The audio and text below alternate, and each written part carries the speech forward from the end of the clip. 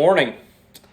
It hasn't blown this hard outside in the Midwest since Bill Clinton was on the campaign trail with his interns. It is rough out there today. So windy, in fact, that I'm a little concerned about putting semis on the road coming back home empty because there's all kinds of them going off the road today. He's on his way down to Newburgh right now, or he just left. And it's not going to be bad going down because he weighs 80,000 pounds, but coming back, a little sketchy. So, I don't know. Hopefully it dies down today. We're going to work on the shop, so let's run down there. Okay, here's the disclaimer, and I'm going to try and make this short and sweet, but the shop's a train wreck right now. Like, it is trashed. It's not, well, I wouldn't say it's never been this dirty, but it's dirty. So I'm cleaning this out and consolidating because I'm building a service skid, and that box is going to go on that service skid. All of this crap, it's all this stuff's getting moved around, so I don't have a home for it right now. I will. It's coming, but I'm moving everything around. That air compressor's coming down. That cabinet is going to go here. That way, all my socket sets and junk can actually go on shelves, and it never fails. The socket set I need is the one on the bottom or the one that's in the middle, and I got to just move them all around.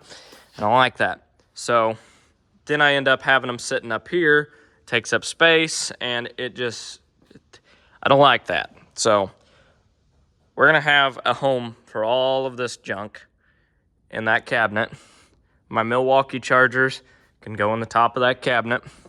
That cabinet will go here. The air compressor will go here where this furnace is sitting. I'll get to the furnace in a minute. That box is going to go by the door because since the combine and some of my other equipment has gotten so big that it won't go in the door and I can't get it in the shop anymore, I end up working on it outside. Since I'm working on it outside, I don't want to have to walk through here every time I need a tool. So that is going to go right there by the wall. TV, these couches, that's all moving. So the air compressor is going to go over there. What I'm going to do is plumb an air line over here, still have my hose reel where it's at. I'm just going to stick the hose reel on this post. And another thing I think I'm going to do is put a T in that and come right here and put an air line hookup through the wall and keep an air hose hanging by the door. That way when it's cold outside, if I need to air up a tire or something and it's warm in the shop, I won't have to open that door to get the air hose outside. I'll just have a little fitting sticking out, stick my air hose chuck into and air up tires or blow out a filter or whatever I need to do outside. And I like that too because when I'm blowing out a combine filter or something like that, when the wind's the wrong direction, all the dust ends up blowing back in here even if I do it outside. So if I can keep the door shut, I gotta keep a little bit of a mess out of here. All this trash and crap, it's gonna find a home. The TV, the couches, all that are going over here. So what we're doing here is on this wall, we are going to have a TV hanging and the couches here since this is kind of wasted space. I'm not really losing any work area.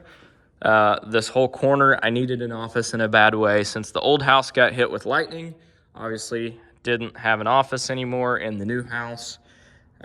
So we built this. We did it on a budget. I used barn tin for the ceiling. It turned out all right. Built the desk. So that's the front of the desk. Used some old tractor seats as benches or stools. Got an electric fireplace in here, which I'm actually gonna kick on. It keeps it warm enough in here. But yeah, this is the office. Still got some trim work to do. There's a new pickup. Still got some trim work to do around the door. Put some trim hiding this. That was kind of a bugger up on my part. We got the trim down on the floor. Got some cheap 92 cent per square foot peel and stick flooring that looks decent.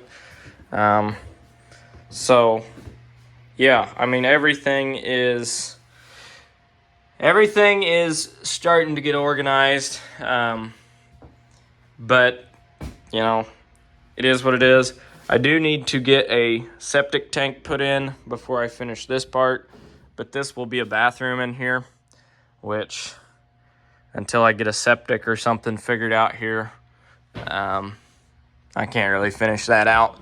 I might at least run a sink in here just to have water for now, but I can't put a toilet in without having a septic. So there was shelves that started at the bottom of the floor and went all the way to the top here, and also did it over here all the way to the top. I kept those shelves. What I'm gonna do is cut them down a little shorter. The problem was they were so dang tall that you didn't want to put stuff in them all the way to the top because it was a pain to get it up there and it was a pain to get it out. So what I'm gonna do is I have all this space up here, and I'm gonna put a row of them there, and then put them back to back here, and then have another set along that wall there. So I'm not actually getting rid of any of the shelves. I'm just making the shelves where, you know, they'll be this tall instead of, you know, 12 foot tall. I'll cut them down in 3 or 4 foot sections. Still have all my shelf space. And here we have a parts room. So I have all my paint, all my cleaning stuff, my extra boxes of grease. So I have a lot of cases of grease, but penetrating oil, chain lube, all my filters are in here, and this stuff's gonna probably get moved around, especially like the grease and stuff. Since my stairs are out there, I'm gonna have that where it's a little more easy to get to. New planter monitor, just miscellaneous planter parts, wiring stuff for Easy Guy. I have miscellaneous stuff up here. It's not really organized yet. I don't really have a method to my madness yet. Well, what started out today is me fighting a couple puddles around the grain bin quickly escalated to this project. I was in the skid steer and I may or may not have gotten a little carried away, but for what it's worth, I mean, it was pouring down rain, and it's really easy to make grade when it's pouring down rain because you can see exactly where the water's flowing. So what I'm gonna do is something that I needed to do a long time ago. I'm gonna widen this driveway way out because it's never been near wide enough. And we're gonna gravel all this, and it's gonna be a good time. I'm gonna plant grass up on that ledge, and I'm gonna put gravel down to the bottom of that. And I'm doing the same thing over here. So I started cutting back my nice pretty grass here. And yes, it looks ugly right now. I gotta get rock. Luckily I got a dump trailer and lots of concrete places around here. But also did this, which I got some high spots and low spots yet, but there was rock under this at one point, and it had just been let go, and the grass came up. Well, it's always a muddy mess trying to get grain out of that bin, but this is extremely solid, even though there's water standing on it. You take the top 3 inches of grass and mud off, dirt, whatever, and well, it's not solid there, but yeah, basically this here, they built all these old bins to have super low unloads. So I cut the dirt out underneath that, and then cut the dirt all the way out towards the pond. That way water actually flows away from here and not just pools up underneath the unloads. Morning. Visibility is great, as you can see. It'd be all right. We're not going that far. You know, I think everybody this time of year just gets about that much they can see out their windshield and just sends it anyways. But today we're gonna clean the shop up. It's a basically a train wreck, for lack of a better word, and then we're gonna do some driveway work with the old skid steer. But pretty sure I left my electric heater on all night last night. So that's cool. But the shop's still standing. I hate power running boards, by the way, because they don't come out fast enough, and I just end up hitting my shins off of them. And I got long legs. I don't need them anyhow. But, yeah. Left that on all night last night. I thought I did, but, oh well. Out to the shop we go. We're going to get some heat going out here. First and foremost, we're going to hang out in the office till it's warm in here, because right now it's 30 degrees. Don't be out of fuel. Don't be out of fuel. It's probably out of fuel. But anyhow, we're going to get it warm in here, since it's already warm in here. And, yeah, that's the game plan. Get some office work done this morning. Get some organization done in here as well. I don't know what to do with this deer head. Right there, maybe? I don't know. We'll figure something out. Oh, excuse me. We'll figure something out.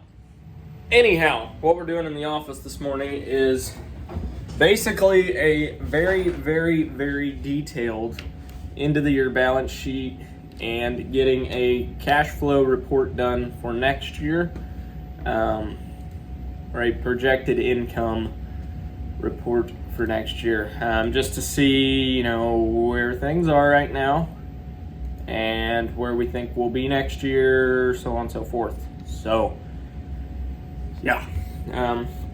It looks like beans are down 2 cents.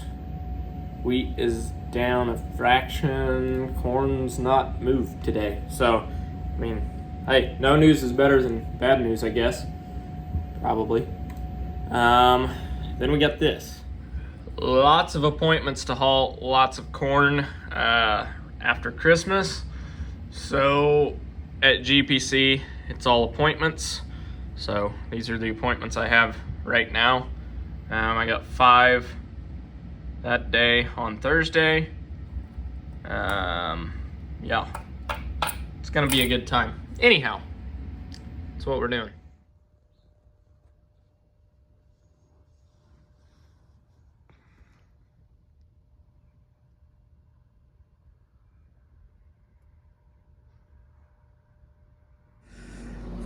So this here is going to be the Milwaukee cabinet, basically, power tool cabinet. Got my batteries and stuff, which I've got a lot more batteries than that, but then I hang more stuff that I use all the time up here. I'm just going through and cleaning all this stuff out. I'm cleaning out down here, crap that I don't really use that often, I'm getting rid of. All right, well, this morning we scheduled 1, 2, 3, 4, 5, 6, 7, 8, 9, 10, 11, 12, 13, 14, 15, 16, 17, 18, 19 loads of corn to be hauled. So about 19,000 bushel, or a little over 19,000 bushel the way I load trucks. But I got a bunch of bean checks today. Gonna run to the bank and go cash those. But of course I sold a bunch of beans because this is what the market's done today. Up 20 cents and up like 20 cents yesterday as well. So 40 cents on 10,000 bushel worth of beans. So $4,000 I missed out on, but it is what it is. Still got a price I was happy with at the time, so I can't complain. But all that corn that's going out is going out for $6, so can't beat it. Can't beat it at all. Pretty happy with that. So for what I lost in the beans, I'm gonna make up for in the corn. I tell you what, this little new truck I got, it sure goes empty quick. But I got some new farm toys the other day. We used to have a 1370, so I got one of those. Got a bush hog similar to mine. I've always wanted a Steiger like this, an old green Steiger. Kraus accelerator. My new planter, essentially, pretty close. The Magnum, and as close as I could get to the combine I have. So I thought that was kind of neat. I went and... So this was the farm in 1967. And this was in the early 2000s. But in the 60s, there was one grain bin. There was no pond where the shop is. Where we're standing right now is right here. There was an old barn here that used to milk cows in, and then there was hogs back here. So that hog barn's gotten torn down. Then in the 2000s, and I've got another picture somewhere that's a little bit better, but there was a lot of hog barns on this farm. A lot of hog barns. The hogs are what paid the bills in the 70s. So between this picture and that picture, so in this picture, all the equipment was, they were farming with mostly Fords and Masseys, and they had a couple old Case tractors. Not Case IH, but Case. They had a 830, I think a 930, a Ford 8600, I think was the biggest tractor on the farm. Massey combines. But yeah, this picture, the farm was really small. The hogs took off in the 70s. Hogs made a lot of money, paid off all the ground, bought new equipment, put up grain bins, built this shop. And then in the 80s, of course, farm crisis, times got a little bit tough. Going into the 90s, he still had hogs. Into the early 2000s, finally got out of the hogs. Started to make some money again after he got out of the hogs. And just stayed a small row crop farm. But everything was paid for. He was able to pay cash for pretty much everything he bought. Never really borrowed a lot. In the 2000s on up.